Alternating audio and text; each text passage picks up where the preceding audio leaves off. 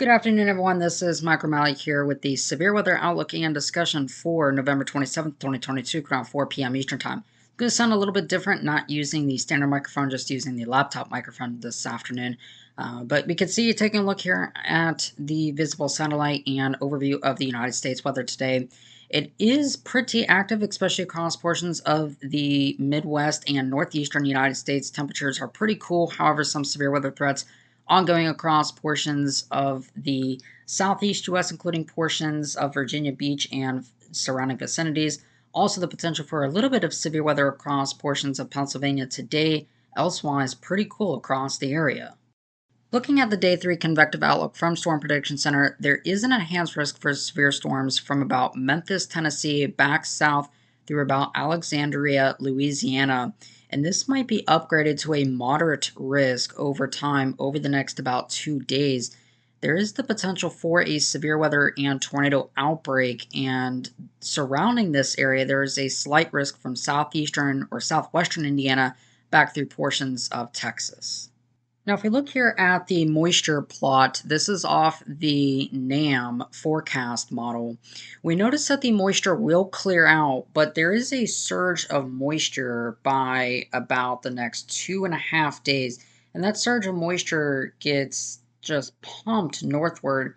And this is going to allow for instability values to significantly increase.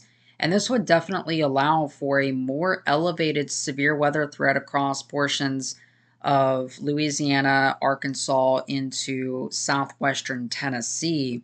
And that certainly is a possibility with that cold front that will be dipping south and that warm front lifting north, creating those air masses to collide.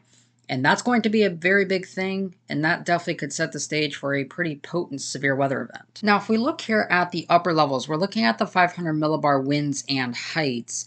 And we notice that there is an approaching trough from the west, and this will increase lift out across the area with over 70 knots of flow. And you can actually see at the base of the trough, there is even some 100 knot flow or 115 mile per hour winds.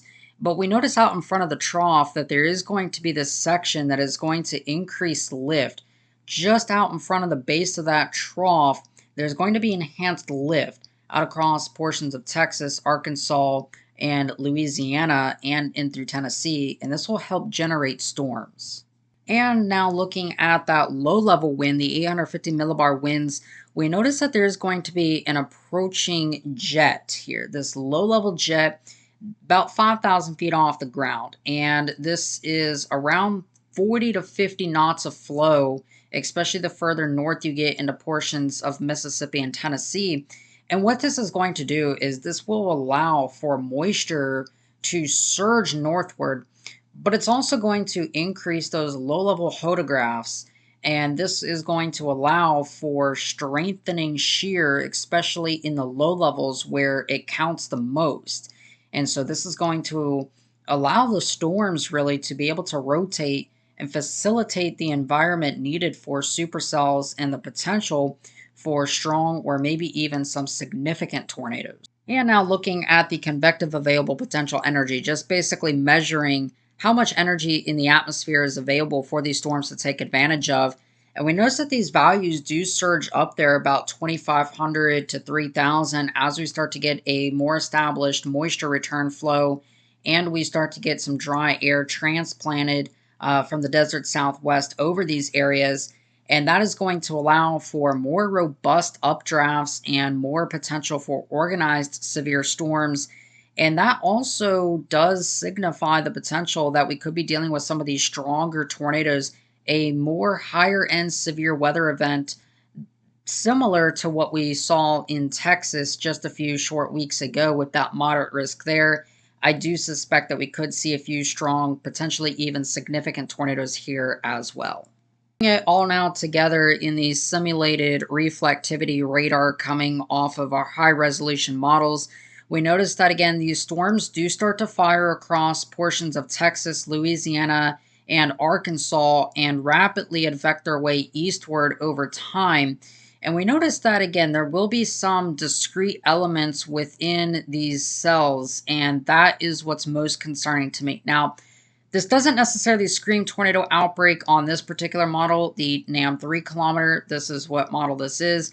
But we notice that, again, some of these discrete elements that do arrive here in Louisiana and Arkansas make their way through Mississippi and Tennessee, and even to an extent northern Alabama. These seem to be more discrete and not necessarily linear till the further east you get. And so, again, discrete modes, more potential for that significant tornado threat to arrive as well.